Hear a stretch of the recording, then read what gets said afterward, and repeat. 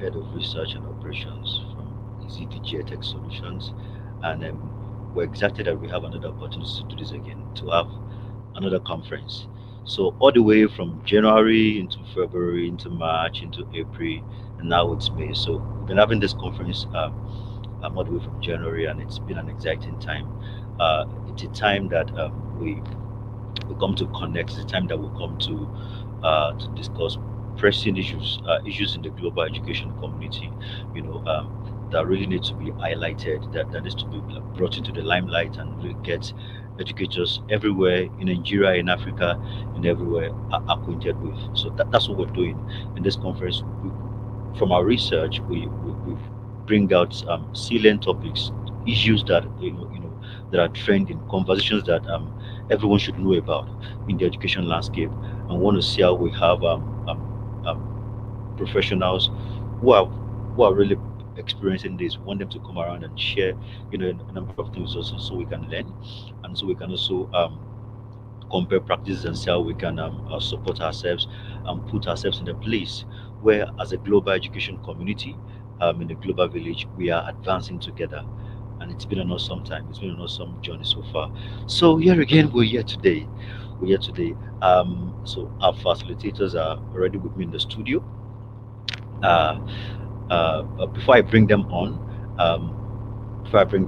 I'd like to just quickly mention that during this week, we were at a conference in Nigeria, TFC, Teacher is the Future conference, and it was tagged the relevant teacher and emerging technologies in education. So I had to speak in the conference, and I must say that the conference was really powerful, and I want to take this time to appreciate the lead consultant, that's Miss Adekobe, uh, from Flourish Gate Global Consult, for the opportunities to be part of that conference. I was really excited because so many things were said that were pointing to the new narrative, that were pointing to what education is heading to, even in the global landscape. And I was really excited. And so to say that even here in Nigeria, in Africa, we are pushing, we are pressing hard, we're working hard in the education sector. So many things are happening, so many inputs from so many corners to make sure that we in the global village, we're not left behind, and we're in a place where we can raise a new generation of of inventors through quality education, and put our nation, our continent, in a place where we're also advancing. And that's amazing, and that's so exciting. So once again, many thanks to Mr. Adekobe, many thanks to the Flourish Gate Global Consult for putting that conference together. Yeah, we're excited that it's happening, and it happened, and it was a great one. All right, so we're back here. We're back to Virtual Educators Conference, and I'll just like to briefly bring up the facilities. I just want to say hi to everyone and be sure that everyone is connected. Yeah, so I think yeah, I have with me. I'm still going to do a proper introduction later. I think I have with me. I have Jerry in the studio. Um, Jerry, let me know if you can hear me. If my audio is cool, can you hear me, please? Pardon me? Say that one more time, Alamaja. Yeah, can you hear me, please? Can you hear me? I can hear you. Yes. Great, great, great. So thank you so much for your time. Thank you for squeezing out. I understand that you are a very busy person. I know. It's not easy to pull up a principal into this kind of meeting. All right, I understand that you have a lot on your table. Well, thank you so much for joining. It's great Thank to you be so here. much. And if I accidentally say good morning, I apologize. It's 7 o'clock in California. So, good Yeah, it's afternoon fine. to It's you in okay. Nigeria. Yeah, thank you. You're welcome. All right. So in a moment, I'm going to bring you up for the first presentation. All right, but let me just say hello to the other facilitators now.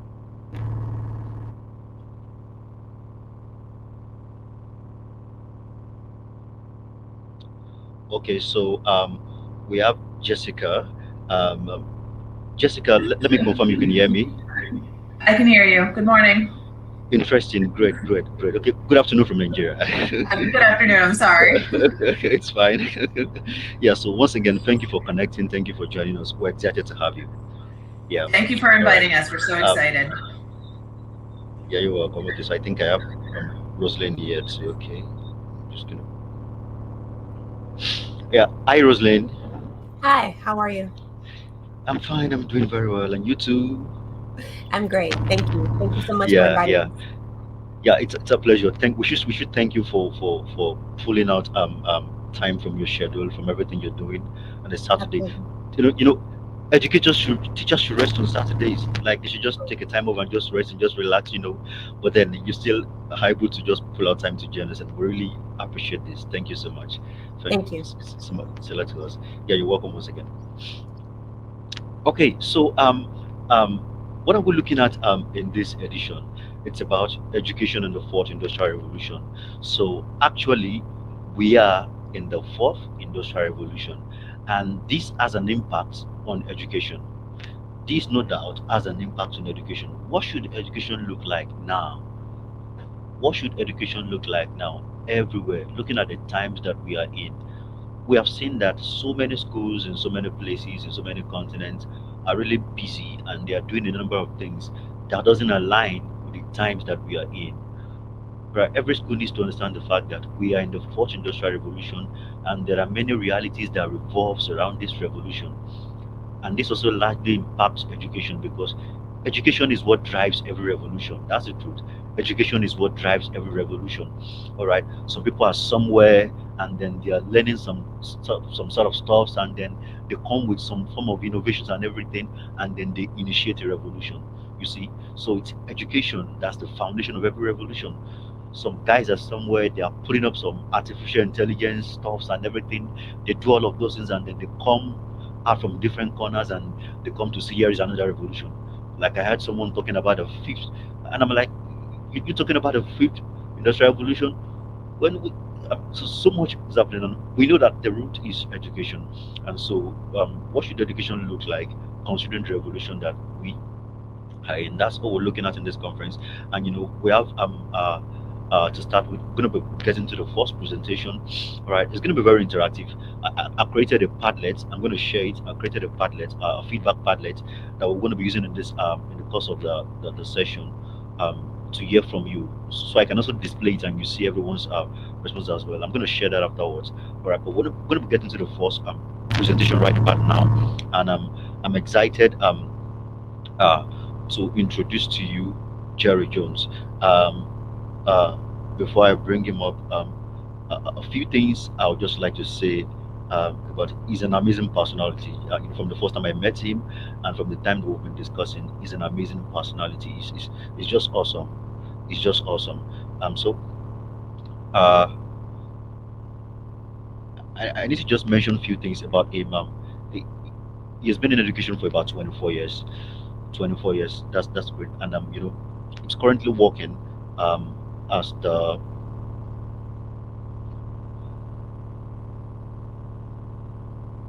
a moment, please. Sorry about that. I need to be accurate now. All right. So yeah. So he's currently the principal at the Solana Beach School District. Yeah, that's in San Diego, and 24 years. I'm sure by the time this session is over, I would have learned a lot, and so much, and so much.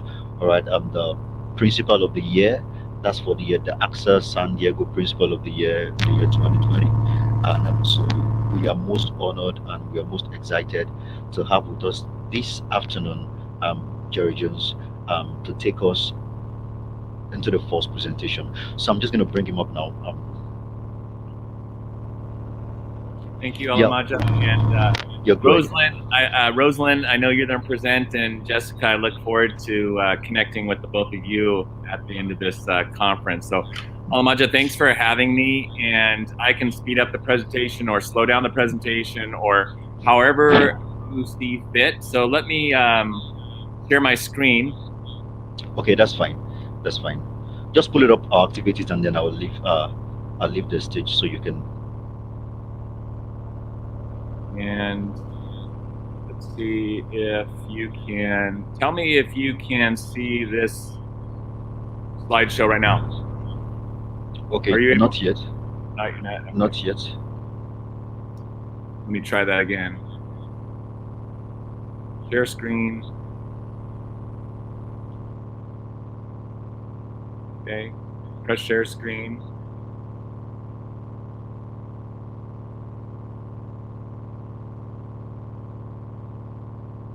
Okay. How about now? Okay, yeah, I have it. Yeah, I have it. Yeah, All right. I have it now. So I'm just gonna add it. Well, Okay, thank you. so It's yeah, it's interesting to present. I love technology. At the same time, it's challenging not to be able to see people and interact the way I would love to. So, Alamaja, feel free to just kind of jump in as we go. Are you there? sure. It's Okay. fine. All right.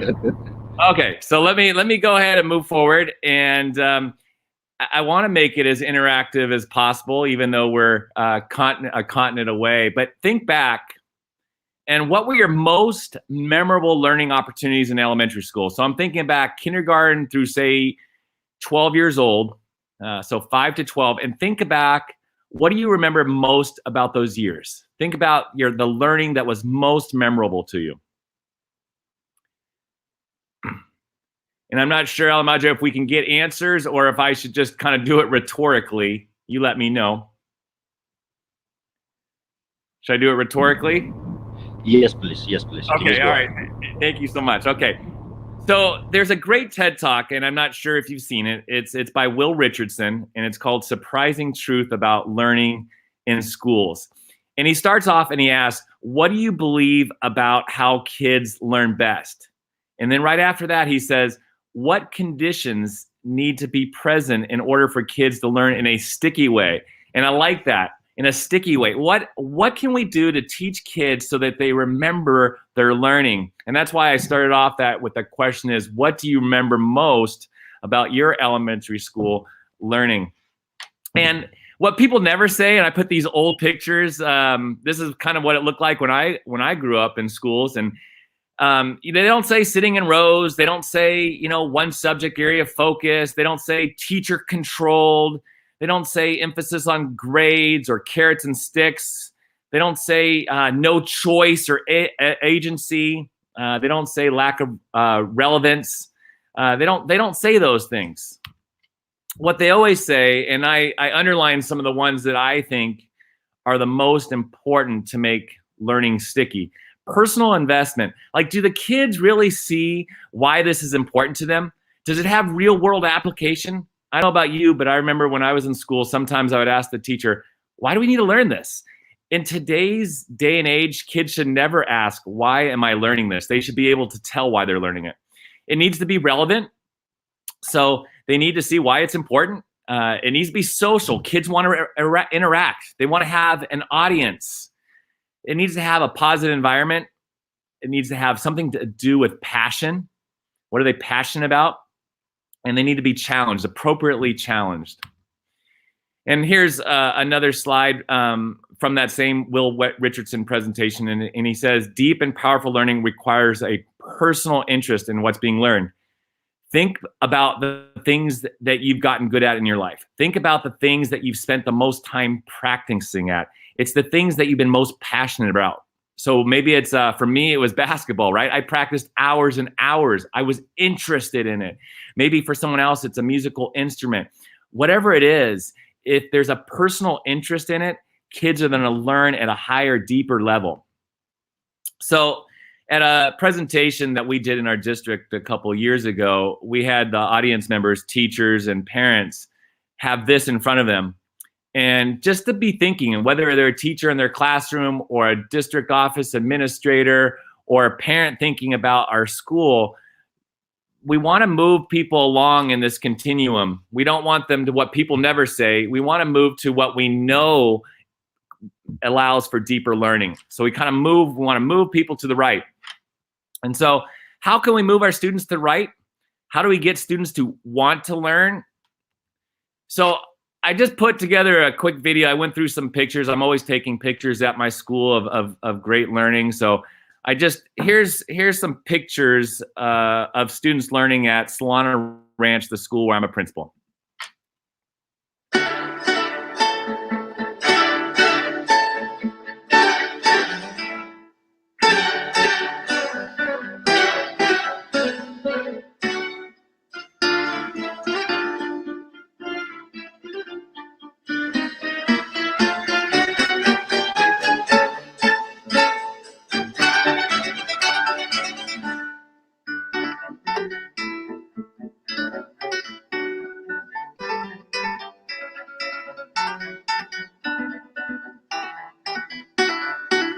Name it.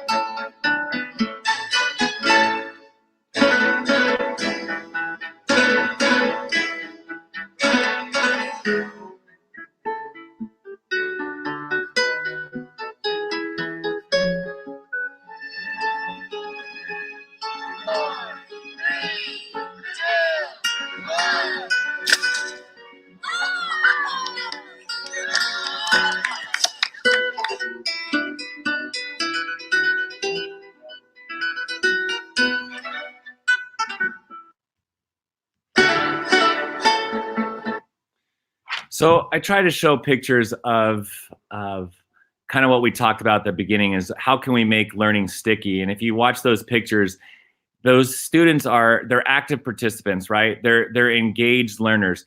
They're the producers of knowledge, not merely the consumers of knowledge. So at some of those pictures I showed earlier, those old pictures where the kids just are sitting in rows listening to the teacher, where that's kind of how when I went to school. We want learning to be more of an active process, but like we know that makes learning sticky, but why is that important? And so I want to just show when Alamajo was talking about this fourth industrial revolution, I wanted to talk about, yes, we know that learning is better this way, but why is it important to do it this way? I like this book, this quote by George Kurios. If you haven't read it, it's a great book. It came out probably 4 or 5 years ago, called The Innovator's Mindset, but it's a great one. We read it as an entire staff one year. But he says, empowering students to succeed in school and life means that we pay attention to the skills companies are seeking. So that's why we need to change the way we teach, because we want to prepare kids for their future. And so what skills are companies looking? I have a few slides here that just talks about what skills are needed in today's workforce. This is an older book that I read, but it says that jobs that require routine manual thinking skills are giving way to jobs that involve higher levels of knowledge and applied skills like expert thinking and complex communicating. So the types of jobs that students are going to be going into, they're changing, and you can see that changing quite rapidly in today's society. This was from the U.S. News World Report just a couple of years ago, and it says, in interviews with higher education and HR professionals, these soft skills emerge as essential to employers. So what are they looking for? They're looking for leadership skills, teamwork, communication skills, conflict resolution, problem solving, flexibility and adaptability, social emotional intelligence, time management. This came out from the World Economic Forum, and I like this slide because it compares what was important in 2015 to what in 2020, just a year ago. And you look at creativity, number 3, it used to be number 10. Now it's up to number 3. Something like emotional intelligence is number 6. It wasn't on the list in 2015. And then that cognitive flexibility also wasn't on the list in 2015. And so what that means is that we need to constantly learn and unlearn and learn new things all the time. I'm not going to show this video for the sake of time. I don't want to take everyone's time, but there's this video by Apple, and it's an Apple recruiter video, and it just talks about what Apple is looking for and some of the things that they're looking for, and I'll advance it. They're looking for expertise. So they need people who are experts in their fields. We need to give kids that knowledge. They're looking for people who can think outside the box. They're looking for people who can collaborate, not just within their team, but then other teams. They need people who can love working with others, curious problem solving, up for any kind of challenge, work ethic, flexible, and adaptable. And I can give you this slideshow afterwards so you can kind of watch that video and other videos in here that I probably won't have time to show you. So I put, how do we design assignments that help students get these types of skills? And so we want things to be inquiry-based. And what that means is we don't want to just give the answers. We want to give kids the chance to explore and problem solve on their own to figure things out. We want to make sure that things are hands-on, project-based. So you saw a lot of that in that quick little slideshow that I gave. Interdisciplinary. You want to have things that are cross-curricular. There's writing in it. There's research in it. There's math in it. There's presentation skills. There's speaking skills. We want to make sure these things are all kind of mixed into one. I put aligned to college and workforce expectations. Those are those slides that I just showed. Voice and choice. We want to give students a lot of choice in the types of projects that they're doing. And then voice is that real world audience. Again, when I went to school, I would write a paper, and probably the only person that read it was my teacher.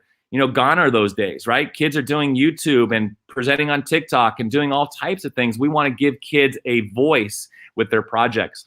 Multimodal, saw a lot of those examples in the projects I showed in those pictures.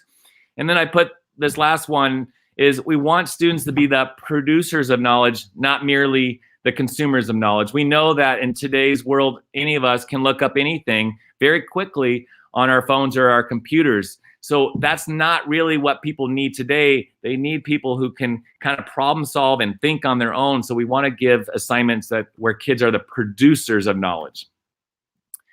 I saw this on social media, the picture on the right, and it says, what happens when students own their learning? And we want students to own their learning, because if they do, they're going to be more motivated. They're going to want it. They'll learn at greater depths. They're going to be more creative. They'll become problem solvers. They become self-directed. And learning doesn't stop when class is over. They're going to still be interested in it even when class is over. And then they gain life and career skills. And then the last thing I put is, when we give choice and we tap into students' passions, that's when that sticky learning happens. Katie Martin, this quote's from Katie Martin, and she's written this book, Learner-Centered Innovation. She used to work at a university near here where I'm at University of San Diego, and now she works for another company up in the Bay Area. But in this book, I like this quote where she says, when we tell kids to complete an assignment, we get compliance. But when we empower kids to explore and learn how to make an impact on the world, we inspire innovators. So we want to help kids. And at our school, the school that I'm at, we teach kids that they're leaders. And they're leaders at whether they're a kindergartner or a sixth grader, they can be a leader where they can make their school, our community, or our world a better place. So I have a few examples of that. This was in the newspaper in San Diego last week.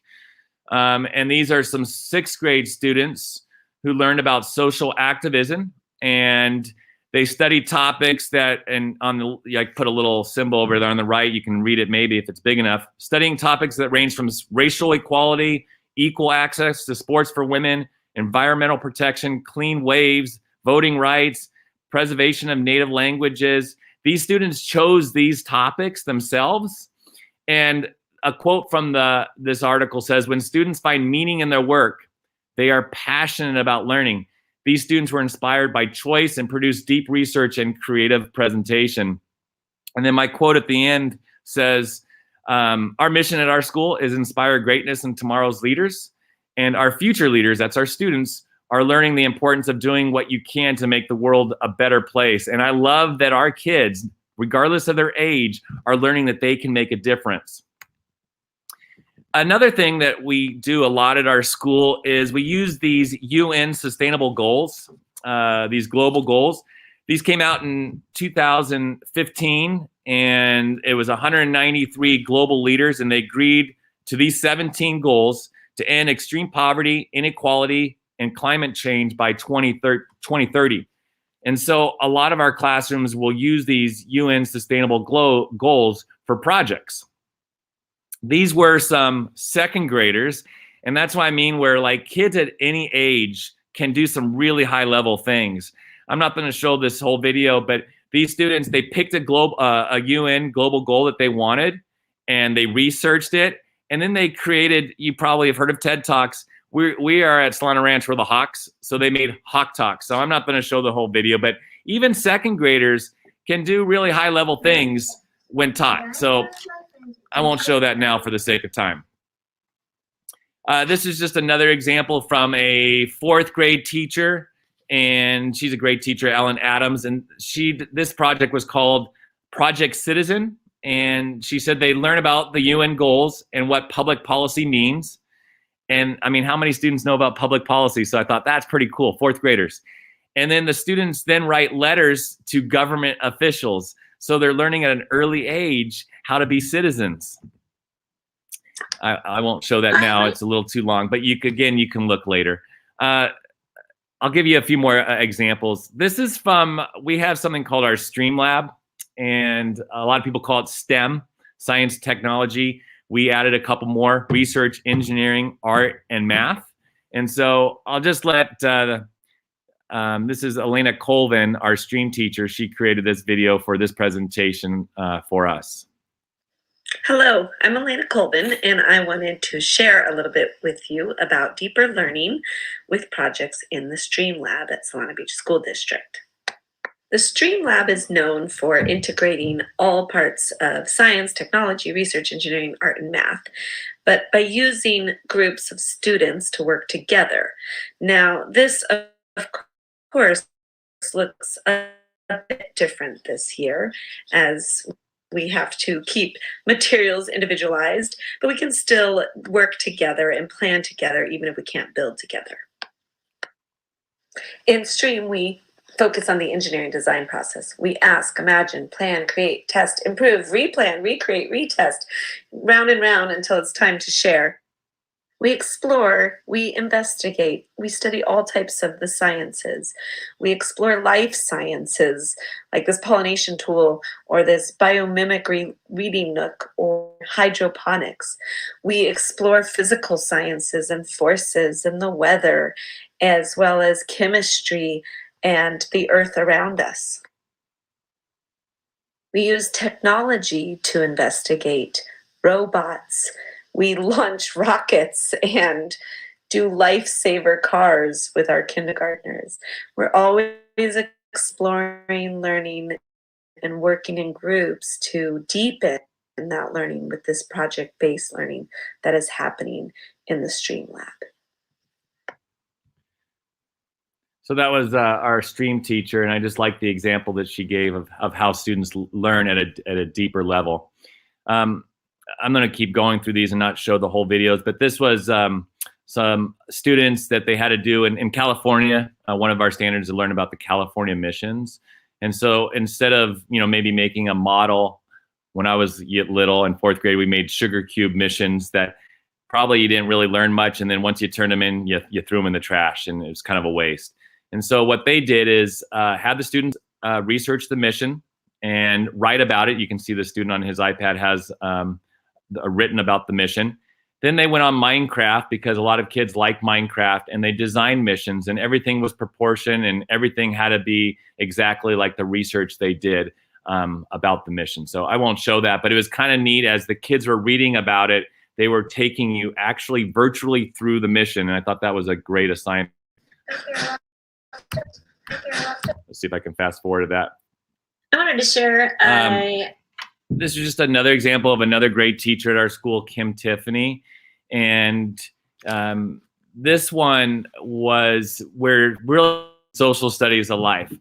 So not to keep using myself as an example, and I do think I got a good education, but I think education has come so much further, and is so much more engaging, and is brought to life in such a better way. But Kim, in this video, she talks about how students read different topics that she gives them. So she provides different topics the kids to read about. She puts them in groups, and then she tells them that they're journalists. So they write for a newspaper, and they write about these different topics, and then they create a class newspaper activity that let's see if it looks like this at the end. You could see as they complete. So again, they're getting that cooperation skills. They're doing the research. She has them speak in front of the class after they do their writing, so they getting that audience. So Kim Tiffany, great fourth grade teacher at our school. George Curious, they use from the innovator's mindset again. He said, our job sometimes is simply to be the spark, help build confidence, and then get out of the way. You know, we don't always have to be the ones who know everything anymore, right? We can be that guide on the side. We can be that facilitator. So a couple years ago, we started something called Genius Hour. Some people call it Genius Hour. Some people call it Passion Projects. But what we did was every Thursday, there was a dedicated time. It was the afternoon for like the last probably hour and a half of the school day. Every single classroom in the entire school, and I had 27 classrooms, we all did Genius Hour. Students were able to work on any project that they wanted. We had students composing a song on the piano. We had students who loved dance that were creating a dance. We had students who were designing PE activities that they would then teach other classrooms. So we had all kinds of projects that kids were creating throughout the year. I like this quote, and it says, there exists empirical evidence that students who are given the freedom to explore areas based on their personal interests and who are accompanied in their learning by a supportive, understanding facilitator not only achieve superior academic results, but also develop socially and grow personally, right? So you get the academics, and you get all those interpersonal skills that we saw in that 2020 World Economic Forum that kids need when they go into the workforce someday. So just a couple pictures for Genius Hour. We brought in speakers. So the bottom left picture is an author, and he used to be a skateboarder, and now he writes books, all kinds of books he writes. So he talked to kids about being an author. You can see these kids on the right, they're dancers. I just thought it was such a funny picture. I'm like, I don't even know what they're working on. I bet they're dancers. And of course, they were working on a dance presentation. These students up here, we brought some parents in, and they were talking about recycling.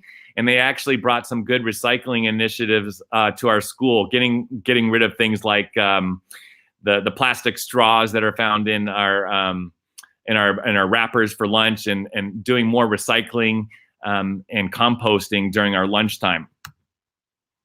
So I'm just about done. I just said, I'm wrapping it up here. Start small with small twists to what you are already doing. As you are thinking about your teaching, what are some ways that you can add choice to your classroom assignments? Where can you add real world application?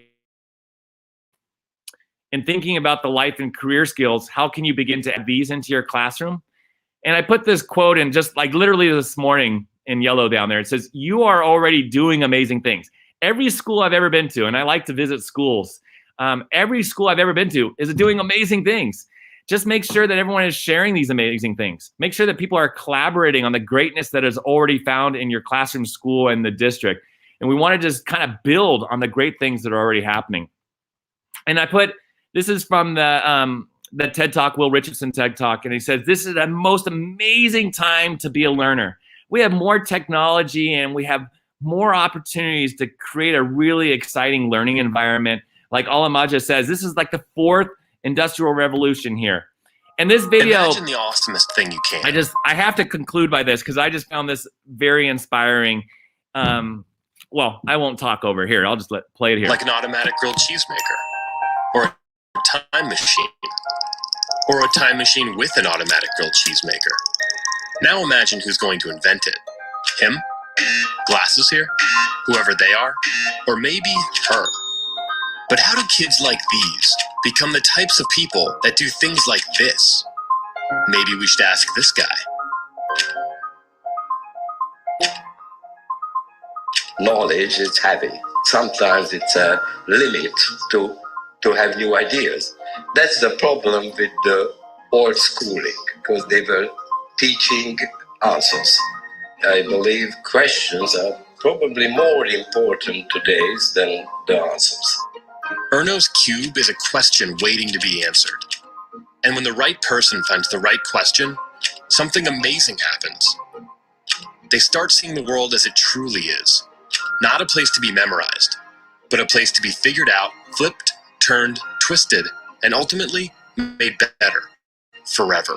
Today, she may be an octopus, but help kids like her fall in love with problem solving, and they will embark on journeys to become scientists, artists, engineers, designers, inventors, or something no one's ever been before. But you can bet we're going to need. That's why moments like this, go, and this, and this, and especially this, are so important. Because there are companies to found. Yeah. Oh, okay. Okay, I just changed my microphone. Oh, that was much better. Okay, interesting. All right, so I was saying that thank you for being the education leader that you are in that space. Thank you for creating that kind of environment for those kids. I was saying if I could, I could just come drop my boy. I have a son, is about 2 years old. I could just come drop him over there. And so just stay right there and just We'd love to have him. be the best you can be.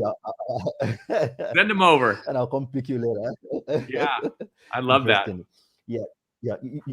Recently I began to think and think and think, and some thoughts were coming to my mind, and then one of the thoughts was like, okay, can we just keep getting school to look like real life?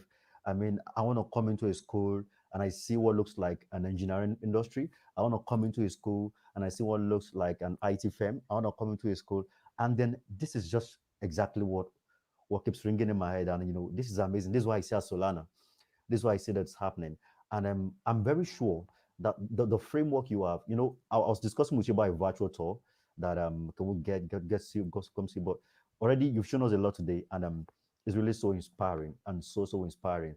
And right then in the video, I could see how you were able to improvise and work with even little things like say the papers, the cardboard, so many amazing things happening with things that probably weren't so really like so expensive or to say and all that. But the learners, I believe, were having a great time.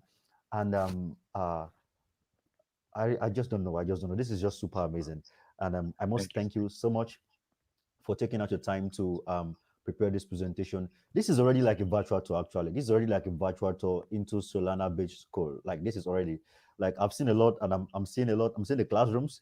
I'm seeing what's happening already, and that's just the kind of tour that we're talking about initially. Right. Thank you for putting all of this together. Thank you so much. Thanks for having me. Yeah. Yeah, thanks a lot. Okay, so we're just gonna get into the next presentation now. But I would like if you can hang on, because after this presentation, we're gonna keep intertwining and keep interacting and keep discussing and keep a question could come up on that I would like to ask you, and some of our audience, they may like to put up a question and all of that I would like to also ask you afterwards. Yeah, so please, I'd like to say that you hang on. I hope that's fine.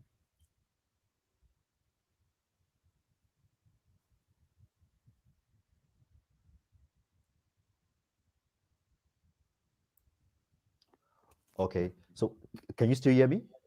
I can hear you. Yes. Okay, great. So I'm just going to switch to the next presentation now. But we're still going to come to a time where we're going to be discussing together on the facilitators, have an interaction and that. All right. So thank you so much once again. Thank you. All right. Yeah. So to our audience out there viewing on YouTube, thank you so much for being a part of this discussion. Like I said, there's a feedback padlet that you can work with. We're checking on YouTube. You can drop your chats on YouTube, but we just want a place where we can rightly document and put all of the feedbacks and your voice together. Your voice is important right here.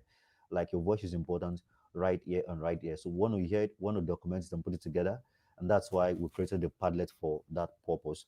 So please make sure that you use the Padlet, and then you let us know what you think about the conversation, and what you think about what we're discussing even here. All right. Thank you so much. So yeah, Jessica, let me know if you can hear me. Can you hear me, please? I can hear you. So thank you so much. Thank you for joining us. Thank you for connecting.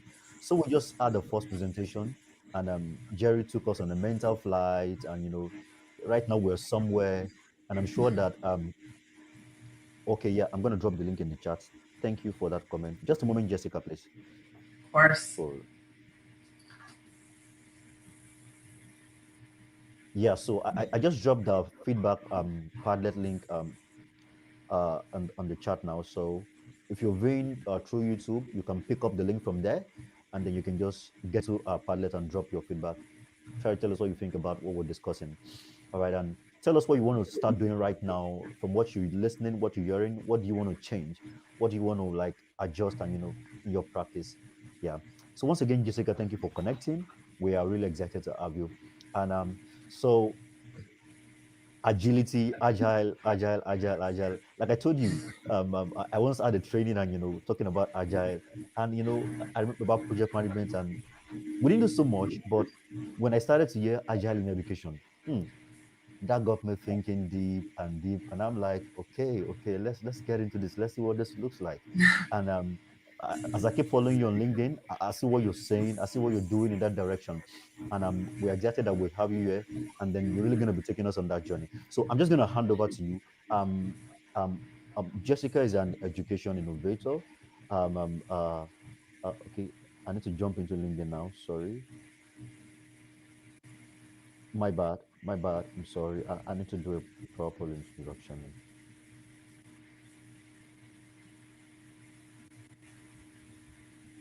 Okay, just a moment. I'm just there now, and I'm there right away.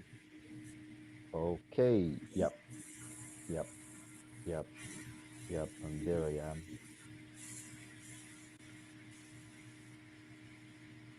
Okay, so Jessica is the co-founder of the Agile Mind, which interweaves agile methodologies into K-12 education. She has written extensively about her journey into the world of Agile and Scrum. These are terms that have to do with professions that really were not reckoned with schooling. But just like Jerry was talking about, now we have a number of things. I'll keep saying that a 21st century school in this era, it's going to look like something that we have not seen. And Jessica is going to talk more about that. Okay. And yeah, that's she has a blog, agilemindsinthemaking.com. She's a champion of project-based learning. I'm excited and creating purposeful education. Jessica has delved into using Agile and Scrum to keep students connected, collaborating and creating while teaching in a hybrid setting. She's passionate about developing better systems that put students first in education. So we're excited to have Jessica in this edition of our Virtual Educators Conference. Jessica, thank you so much for connecting. I'm just going to drop down and allow you to take the stage now. Thank you so much once again. Well, thank you so much. Is it possible to pull up Rosalind as well? Sure. I'm going to do that right away. Sure. Thank you. Yeah. Hello. Yeah, Rosalind, welcome. Thank you. Great. Okay, so I don't know. I don't know. I don't know what your plan is. All right. So if you want this to be a do, I know you guys have a plan. All right. I know you guys have a plan. So We do. We're agile. We move around. We're flexible. okay, so I'm just gonna drop down now. Okay.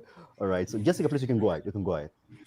Okay. Thank you so much. Thank you for inviting us. And Jerry, that was an amazing presentation. That was incredible. The learning happening at your school is just mind blowing. So that's a hard one to follow, but we're going to try and explain what Agile looks like in education in our middle school classrooms. So I am a middle school, sorry, I'm like sharing this. I am a middle school civics teacher, and Roz is a 7th grade science teacher. And so we want to talk about how Agile has transformed our teaching in this year of the pandemic. So let's start off. So we know that our world is changing and it's ever evolving, but our education systems seem to be stuck in the past. We have a system that is training kids to work inside of systems. They need to be told what to do. There's no exploration, but those kind of jobs don't exist anymore because AI is ever evolving and it's taking out those kind of jobs. So what we really need is we need students that are problem solvers, that are empathetic, that can innovate, that can create, that want to be entrepreneurs. And now we need to change the systems, educating them to make sure that they are ready to change the world that they are going to come into. So what we are doing is my kids started their year with the social contract theory, which is based in the 1600s. And they were asked, how would you distribute power in a society. And one of the first things that they came up with was they prototyped an app to give greater transparency to the US citizens and US Congress. The next time I would ask them a question, they said, how would you distribute power in an entire society? And so they decided, we live in Fort Lauderdale, Florida, which is a very high tourist spot. And they said, well, why don't we use tourism and we can sell merchandise that would uplift our homeless community? And so they created an entire fundraising campaign. And this is the kind of work that we really want our students to be doing. Not answering questions or doing dittos, but we want them to think about those real world problems and those real world situations. And that brings us to our Industry 4.0, is what we were brought here to discuss, is that these are the kinds of skills that kids really need to come into. These are the kinds of skills that everyone needs in this ever-changing world. We no longer need to be able to follow instructions, but we need to be critically thinking. We need to be creative. We need to have cognitive flexibility. And that's where Agile comes in. These are the 12 pillars of Agile, simplified. And overall, we can see the connection between the kinds of skills that are necessary in Industry 4.0 in this industrial revolution and the skills that Agile brings. Now, Agile was created for software development, but has since come across in all different industries because the skill base is so flexible and adaptive. And so when you're looking at these 12 pillars, you can say, wow, if I took this and integrated this into education, we could easily be teaching these skills that are necessary through the current curriculum and content areas. We would just be taking our education system and embedding it in a broader framework that would teach the necessary skills instead of trying to isolate the skills, and it would move our kids forward in a really productive way. So all of this came together for me as a teacher last spring. So COVID hit and we were all isolated, and it became very clear very quickly that the kind of work we did in the classroom was no longer applicable online. My kids were isolated, they were sad, they were doing busy work. They were just, no one was prospering and no one was really learning during that time period. So the summer came and we realized that we needed to change. And the number one thing in my mind was, how are we going to keep kids connected and collaborating and being creative? And how are we going to do that in an uncertain world where we don't know what education looks like? And I was very fortunate to have stumbled across the Agile framework just in reading.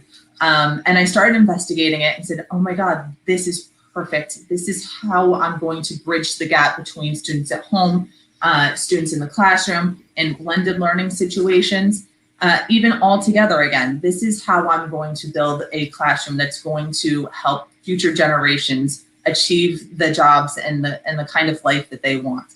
So I started with EduScrum, and that enabled my students to have student-created teams. So they create their own teams, they have their own tasks, they self-organize, they are presented with essential questions and with celebration criteria, but they self-organize their entire project. So they basically become project management for themselves.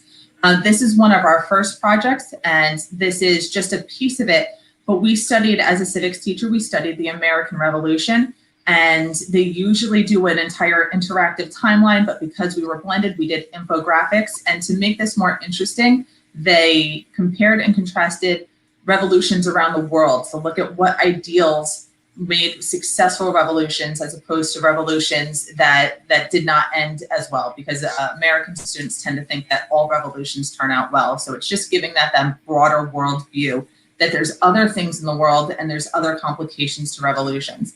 And we did this with integrating visual literacy skills. So this is a large part of how future generations communicate, is in visual literacy and using icons and small pictures to communicate the main ideas. And so my kids did a fabulous job with this, and we're able to go back and forth and discuss the real world implications of revolutions after this project.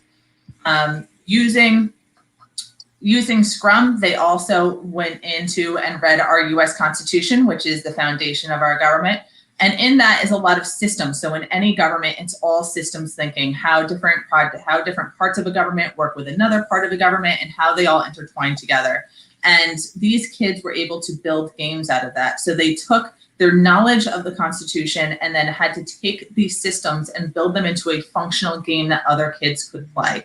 And this was all student generated work. This is me working with them as a guide instead of a teacher. So I do not stand in front of the room and say, this is how you build a game. I do not direct them and tell them this is what you have to do. As you can see, these games are wildly different and creative. And so they're problem solving, they're getting these questions, they're solving problems, they're making connections, and they're leading it all themselves. And that's a huge part of integrating Agile into the classroom, is that it's all student agency, it's all student buy-in, and the students have choice, and with their choice, they get to make decisions that will drive their learning even further. So instead of being told what to do, they decide for themselves, and then the passion really erupts and comes alive for them. Halfway through the year, I met a gentleman named Jeff Bernstein from leaf.org, and he said to me, what would you think about integrating a different form of Agile in Kanban? And so this is a Kanban board, and this is an example. Our students were given the idea of how are you going to present American history throughout time? And so we gave them this new system called a Kanban board, and we didn't know if they would be able to use it. But of course, students are much more adaptive and agile than we give them credit for, or that we are ourselves. So when we gave our kids these Kanban boards, they just jumped into it and started experimenting. And that's such an important thing to remember about students, is that they're always willing to experiment. They're agile from the get-go, whereas we're relearning it ourselves. So this student was working on the war in the Pacific Theater during World War II. And he starts adding cards, he can add checklists, he can color code. His whole project he can put up onto this board and start pulling it across. And so this is his visual indicator of what he's doing. It lends 100% transparency to the groups, so the groups can communicate through the boards. I don't need to be sitting on them saying what's due when. They can tell me what's due. So they are turning their work in as they're finishing it. They're responsible for their own work. They're responsible for leading their own learning. And in the end, they were able to generate an American history museum that covered 1800 to 1945. And each group that was self-organized picked their own topic. They did their own research. They created their own cards on the Kanban zone. And then they were able to produce this interactive, hands-on museum that was both physical and virtual as a way to showcase their learning of those different time periods. And then they all learned from each other. And the feedback from this was incredible, because they really took in so much more information than if I was standing at the board teaching or through other methodologies. And they were able to take this information and then apply it to what it means to the world now. So not just that these events happened, but what are the implications of these events towards the world that we live in now? How did our past affect our future? Roz, would you like to share the screen? Sure. Let me see if I can do that.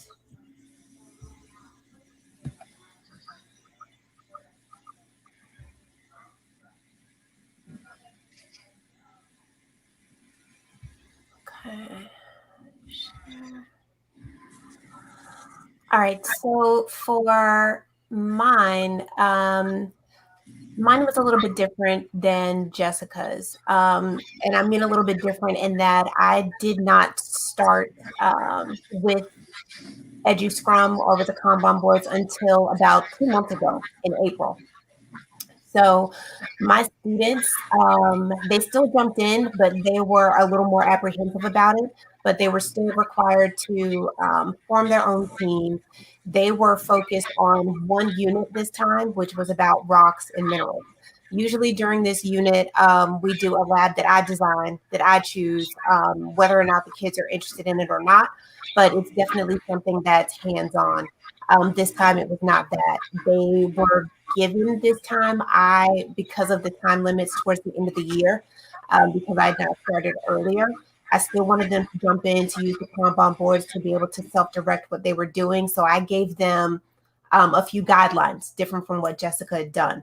But with those guidelines, what they were able to do, what they were required to do actually, was they had to design their own labs. They had to come up with their own lessons about what they would teach us about the differences between rocks and minerals, how they were used in the real world, how they were different, and how they applied to their everyday life.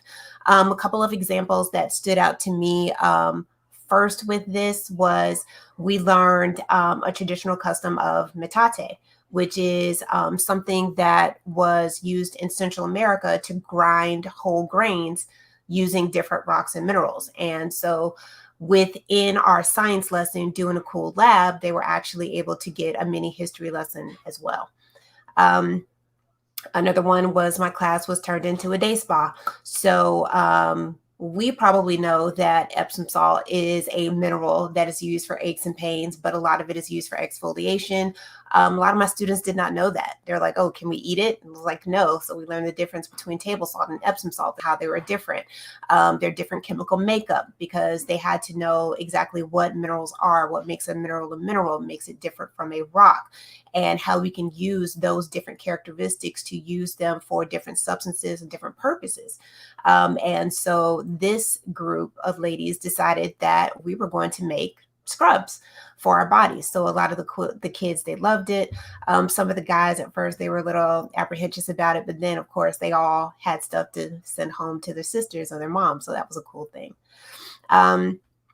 Another one was these students took a different take on this. And for a lot of them, they all had either marble or granite countertops at home. And so this group decided that we could use what they knew about marble and granite, the differences between them, how different minerals make up those rocks, how they are transformed from one type of rock to another. They had to learn that marble actually comes from limestone, as it's transformed from a sedimentary rock to a metamorphic rock. They had to learn that granite actually comes from an igneous rock. It comes from lava or magma. And then what they did was, now that they know the origin of those countertops or the different tables that they have in their homes, they actually constructed one. So we got to use a little, some technical tools there. Of course, they all love to use the hot glue.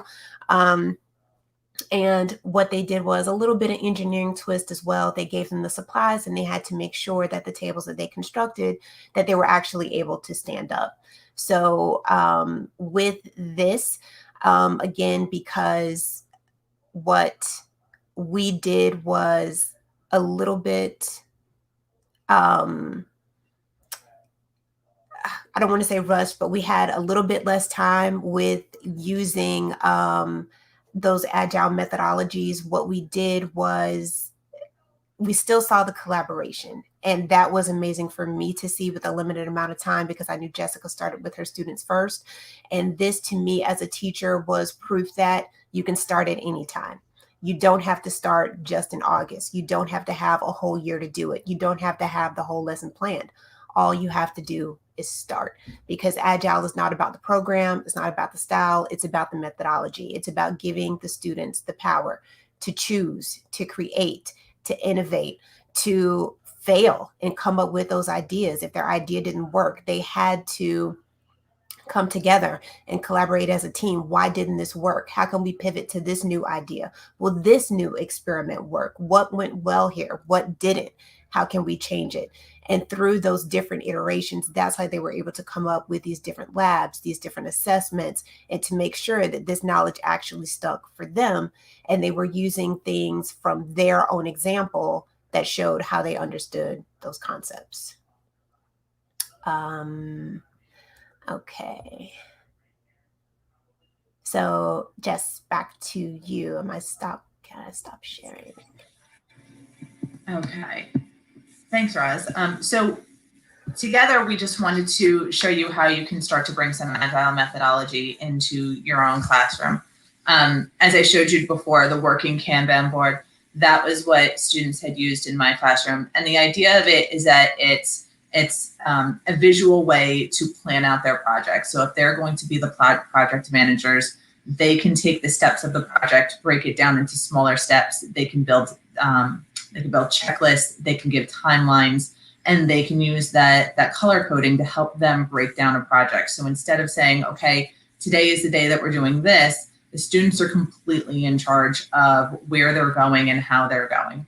And then as they work on their work, they pull it across the board to done.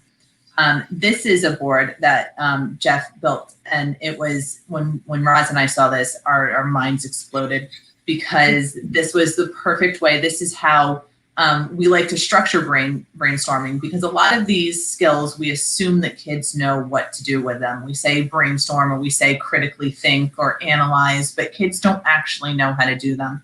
And so it's important that we explicitly teach these skills instead of just saying, just go do them.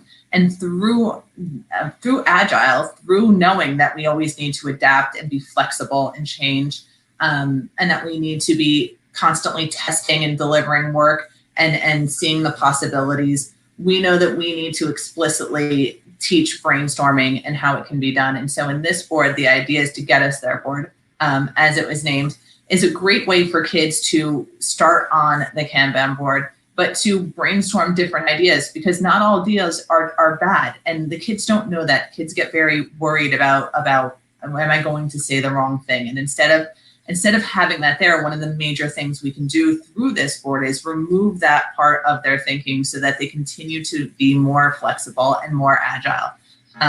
So in one category, you can say, hey, let's brainstorm ideas of how are we going to work on climate change in our own area. And so we can have probable ideas, possible ideas, and then illogical ideas. And the kids can see these on the board, they can put them down. And there's no good or bad with this. There's no judgment call. It's just putting the ideas down on the board. And then we can bring it down to the next one. And we can say, okay, of all the possibilities that we have of our probable and possible, will we try, what might we try, and we will not try. And you can physically pick up the cards and move them around the board. And this helps the students understand that there's really no wrong answer. You can really think of any big idea and try to bring it to life. And what's the worst part of trying to bring it to life? You're just bringing new knowledge into the world. And one thing about this too, as well, like Jessica said, that there's no wrong answer. The thing is that they realize if everything is on the board, then you have a chance to discuss it and you can prioritize which things to try. So even if you go through a session, I know a lot of times with teachers, we're worried about getting to a certain point, but even if the brainstorming session takes 20 minutes, you have that much innovation, that much possibility, then the hard work happens. Now we're going to choose which ones we're going to try first. So the thing is, what if those 5 things that we tried, they don't work? And what I always tell my students in science, the cool thing about science is if it doesn't work, you get to try again. So the thing is, this puts everybody's ideas up there. Everybody's idea is valid, no matter what your perspective is, what your background is, how it's personal to you. Then the group as a whole has a chance to prioritize to see how we're going to proceed to be able to achieve the end goal. And that's such a valuable lesson as we're moving towards those Industry 4.0 skills. Another one of the parts of Kanban that we really enjoy is the metrics. And so these are some of the back ends that we didn't necessarily show our kids this year, but we're looking forward to showing them in the next year as a learning opportunity. So as you can see on this graph down here, this is the flow of cards across the board. So as students start to generate cards, they put them on the board, and then as they pull them into done, they move across the board, and we can see the pinch points where it starts to pinch off, like they need more things in their backlog, or they need more action states. And this is something that we used on the adult end to see if work was getting done. But in the future, the kids can actually look at their own metrics and determine what's going on with their workflow and use that inference tool to figure out how they can move work faster or what's going on with their work, to deepen those conversations and have transparency in their projects and really have that 100% ownership over their projects. And that's what our real goal is can students really feel in charge of their education? And through Agile and through Kanban and the training that we've had with Jeff and Leaf, we really feel that our students have had an epic year. They've really accomplished so much, and they've been more in charge than they've ever been before in their lives. And the feeling in the classroom is electric. The kids come in happy and exciting. They're constantly communicating with each other. They're not relying on me to tell them what to do. They just come in and they start their work immediately. They pull up their Kanban boards. They talk about what they need to do that day. they move the cards around, and it enables them to just have complete agency in their own education.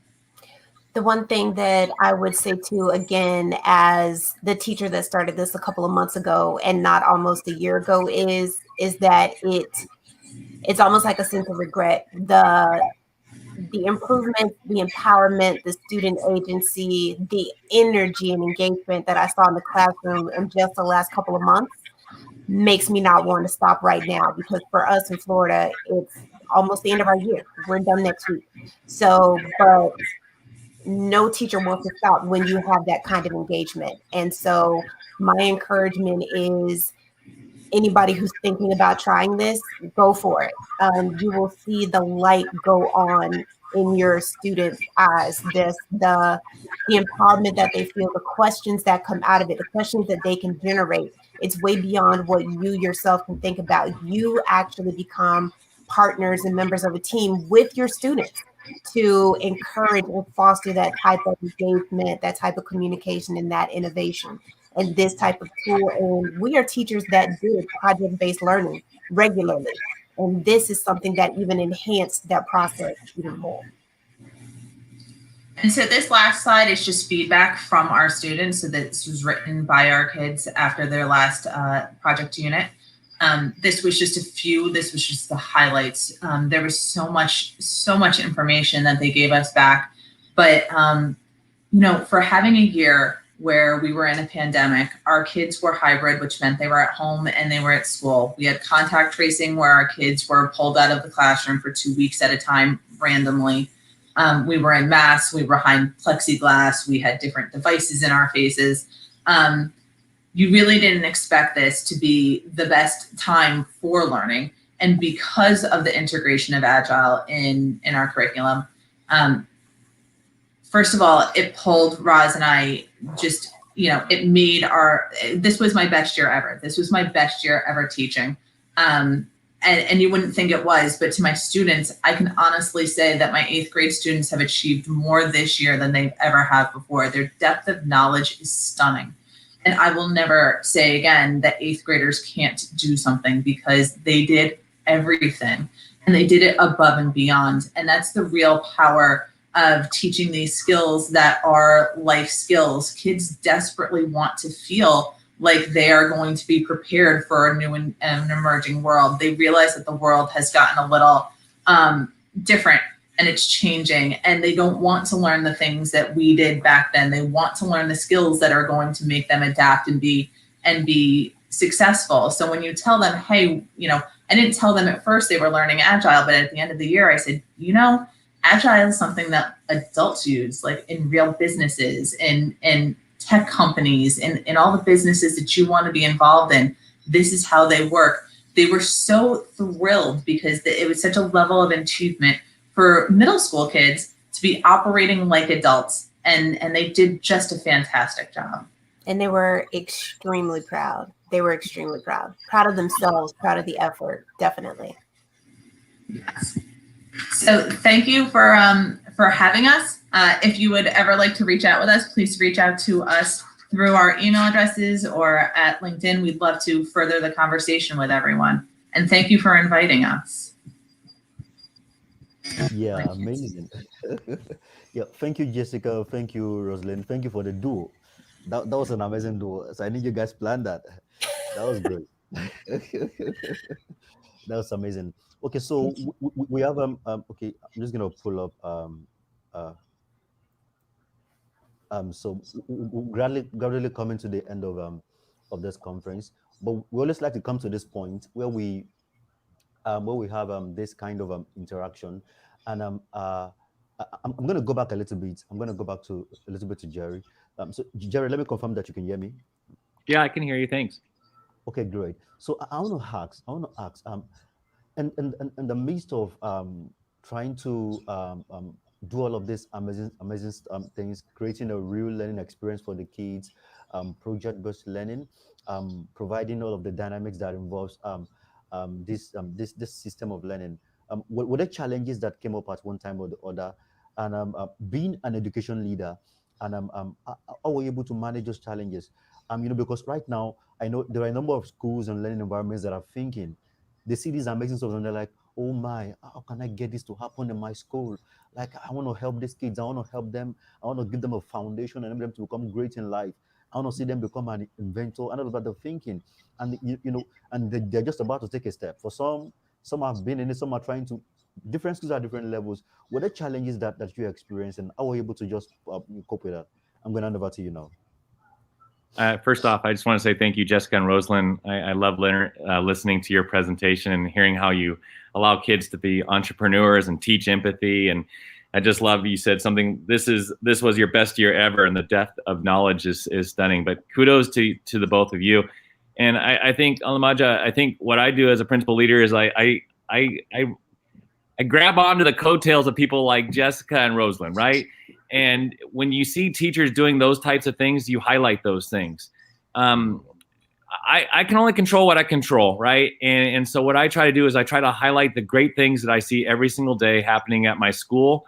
And you hope those things kind of just keep catching fire. And one teacher shares it with another teacher, and that teacher shares it with another teacher. And pretty soon it becomes part of the culture of the school.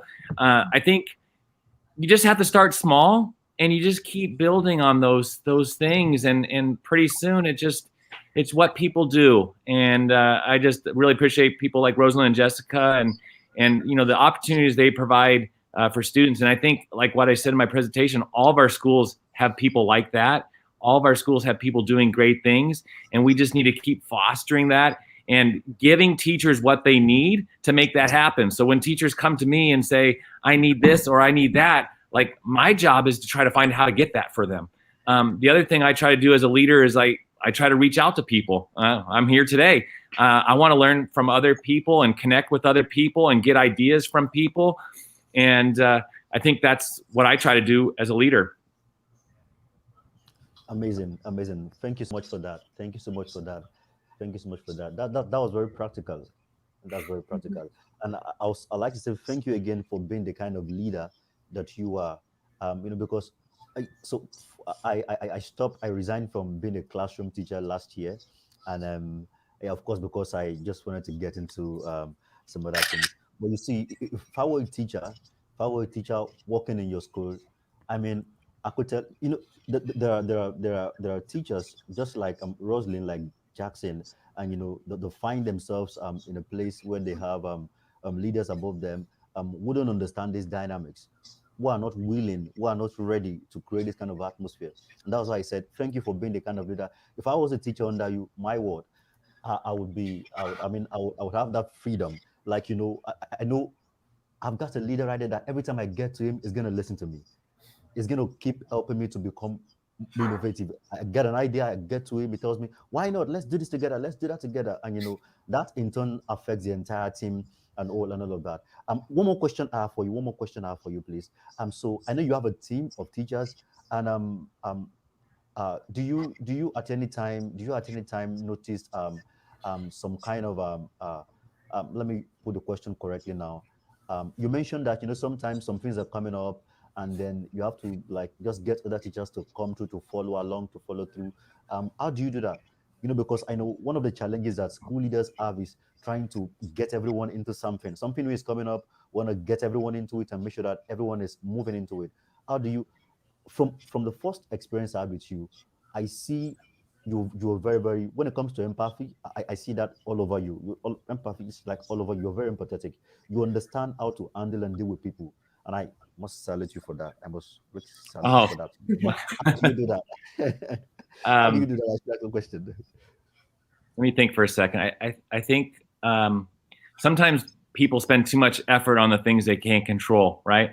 So if I have one or two staff members that's not moving along at the speed that I would like to, why waste my energy on that when I can spend all my energy on the 25 other people who are really ready, right? Spend your energy on those people. And then kind of what happens is the other people will get kind of pulled up in the wake of the water, right? So focus on the positive that's happening at your school. Focus on the staff members that are doing what they're supposed to. It's not that we don't hold people accountable. I think that's important to do, right? We don't ignore things that are not okay or not good for kids. But at the same time, I try to focus most of my energy on the great things that are happening, highlight those things, and the other people will eventually come on board. I find that most people want to do a great job, right? Mhm. Most people went into education to make a difference on kids, and it's probably that maybe they just don't know the best way of doing that, or they haven't learned it yet. I think in high school I read a book, autobiography on Malcolm X, and he said if you have two glasses of water, one's dirty and one's clean, you don't need to tell the person which one's clean. They know. And I think the more that you can highlight that clean water and show people, like today, Rosalind and Jessica, like these awesome examples, you know that's awesome teaching and learning, right? You just need to keep highlighting that kind of thing. Amazing, amazing. Thank you very much for that. Can I? No, please go ahead. Go ahead, please. Oh, I just wanted to say, along with what Jerry is talking about, it's the same thing in the classroom with your students. When we first introduced Kanban to the students, it was almost like a dividing line. It was, I like Google Drive. I like Kanban. Why are you making me not use Google Drive? I'm used to it. It's comfortable. I want to do it. But then those students who jumped in and got into Kanban, me putting on the screen so everybody could see it. Look at how they're using Kanban. How is that different from how your team is using it? Look at how they're collaborating. They can use this to set schedules and to make sure that they're keeping their teammates accountable. So that way, all of us collectively, me as the teacher and the members of their team, can see this. How is your team using it? Oh, no, we haven't figured that out yet. And then as soon as we're done, that group gets together and now all of a sudden they are collaborating better. So, I mean, kids are like mini adults. They're faster. They have a faster rebound rate than we do. So I think that's the same thing. It's when we did this, I mean, full transparency, not every student was on board the first day. They jump into it, but they have opinions just like we do. But the thing is, that's why Agile is a mindset. You are teaching them, you don't have to do it the way that this team did, but your team has to find a way to do it. What is your team going to do? Well, this was cool. I like this part, but how can you change it? Is yours going to get better? They like competition too. So that's always a game that I play with my 7th graders as well. So the thing is about Agile, you don't have to do it the way that Jessica did it. You don't have to do it the way that I did it, but maybe you should try and see how your school can do it, how your class can do it, how are you going to implement it. If you don't have the technological resources to use Kanban zone, okay, how are you going to start until you get there? How are you going to start and show that using agile methodologies in your classroom work so that your administration, your principal, your district can dedicate those resources to using Kanban zone? So you just have to start, and then the results will show themselves, just like how Jerry was saying. Yeah, amazing, amazing. Recently I started to think, as an organization, EAZY-DIGI, we always try to model realities. We're very conscious of that. We believe in scenario-based learning. See what it looks like and start doing it. Now, see what's happening right now. This is a conference that's happening. I'm in Nigeria, and I'm the host of the conference. And I know Jerry's in San Diego. I know Jessica's in Florida, and also Rosalind. And and I started to think, okay, we need to create this kind of platform for our learners. We're thinking of the next 2 conference. We're gonna have a PBL festival, a project-based learning festival, and we just want teachers from several places to come and show what PBL they're doing.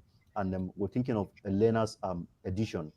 So we're thinking of putting up a conference like this where we have learners come speak. And we thought of that because we want learners to know that they deserve more than grades. They deserve more than grades. They have the grace to lend their voice to the world. They are global citizens, and right from being small, they can begin to do great things. All right, you're thinking of doing something. It keeps coming to you. You have an opportunity to do it beyond. I feel like when they begin to see that whatever it is they're doing can get beyond the walls of the school and get to a real audience and real people, and then like Jerry mentioned, they begin to see themselves as, oh, I'm young, but I'm great. I'm doing great things.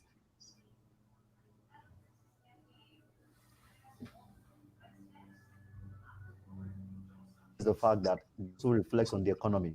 On the economy, it begins to, the society begins to reflect, because we have a lot of kids that are thinking of doing many things. And if these kids stay in their environment, they are there next 2, 3, 4, 5 years, the things they've acquired begins to reflect on the development on that economy as well.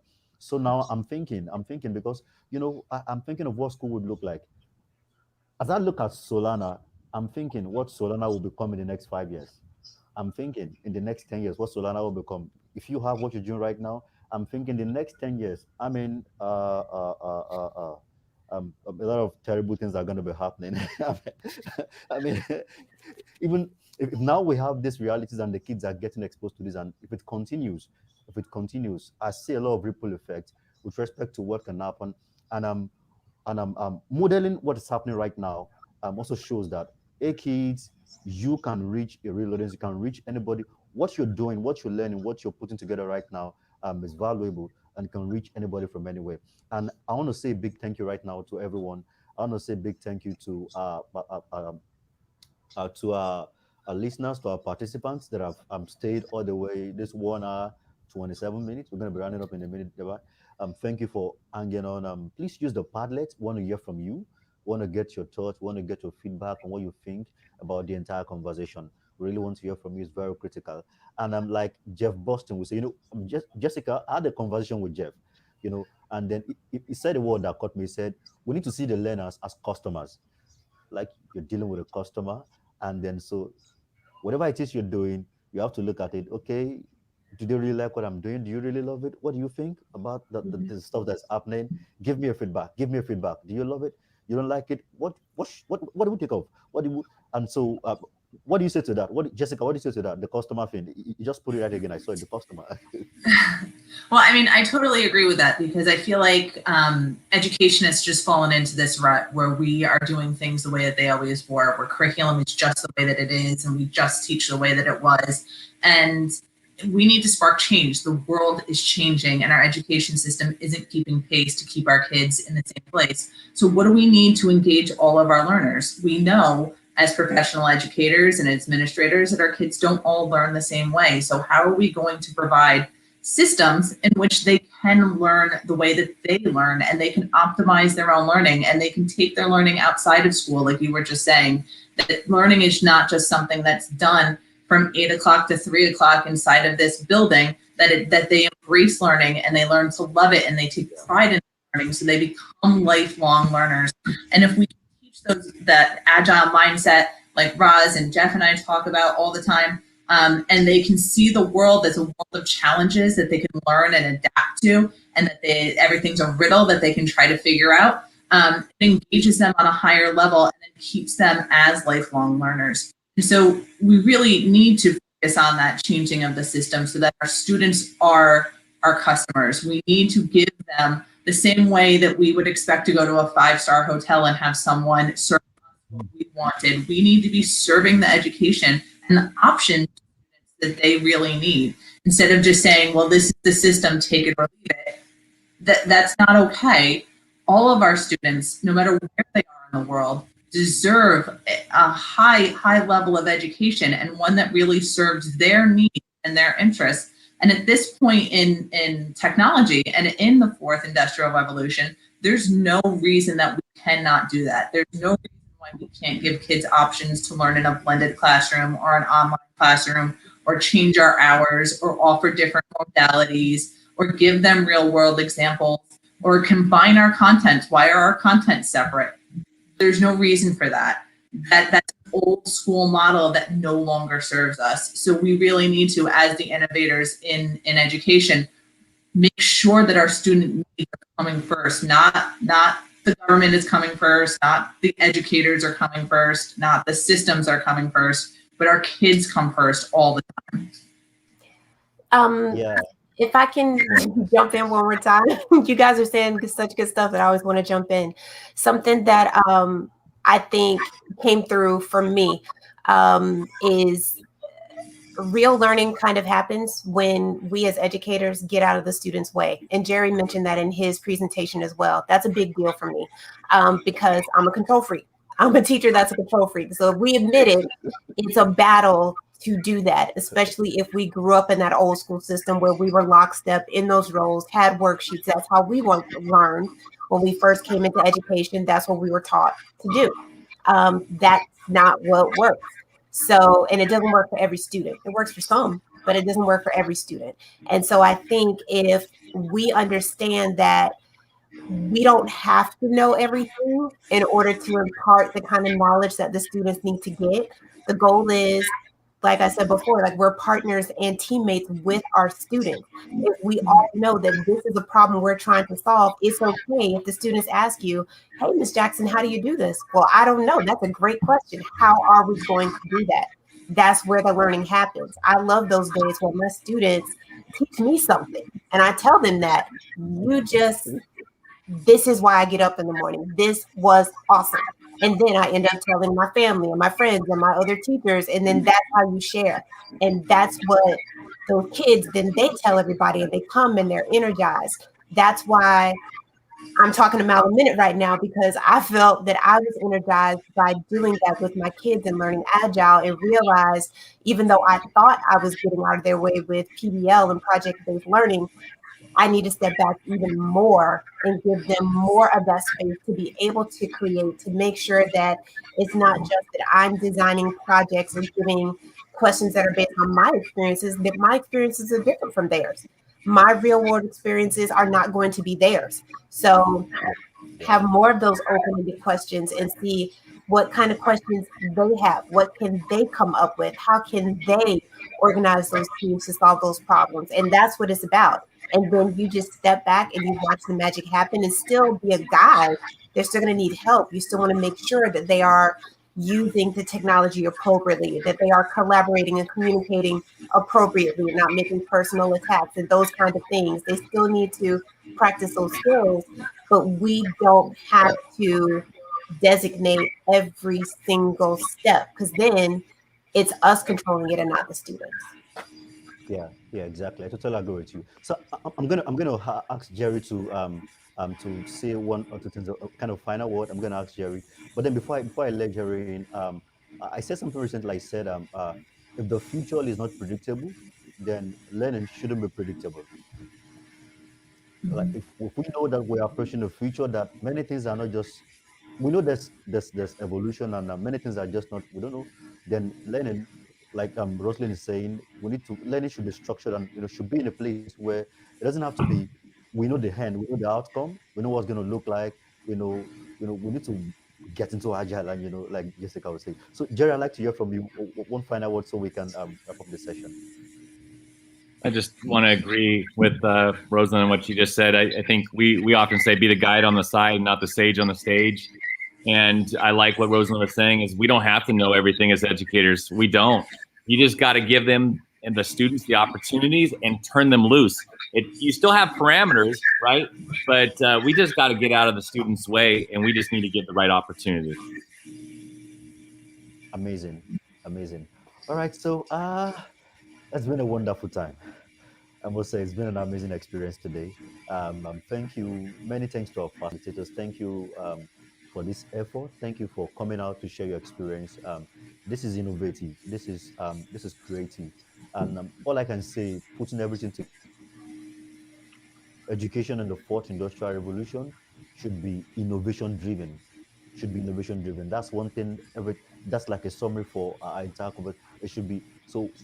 As a school, what have you produced? What have you created? We're not asking for grades. We're not asking for who got the 10 A's, who got the 20 A's, who was the best student. No, we're talking about what have you produced.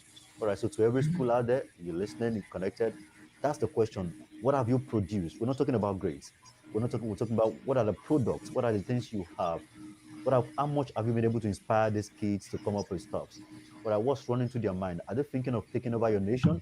Are they thinking of doing something new that no one has ever done before? All right, well, exactly. Here in Nigeria, we're doing something that is new. Like this is not something that is probably common. We believe the world is a global village.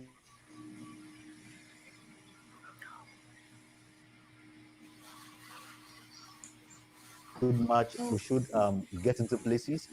The pandemic has shown us that we can get into places without, there's no more borders. Like I can tell Jessica, please, can I pay a visit to your school next week? Just tell me when is a good time, and I just come visit. I just do a virtual tour, and then it's just amazing. So like we are really in an amazing time to learn. That there's so much learning can be more profound, can be just so mighty than what it has ever been. So once again, I want to say big thank you to our facilitators. Thank you so much for your time. Thank you. We're gonna keep connecting even beyond now. We're building a large network, and I'm sure we're going to have more and more things to do. There's going to be more and more partnership with you, even as we together influence the global education community. All right. So thank you once again for your time. Thank you, everyone. Thank you, Thank Roslyn. Thank you, you. Jackson. Thank you. Bye for now. Bye. Bye for now. Yeah.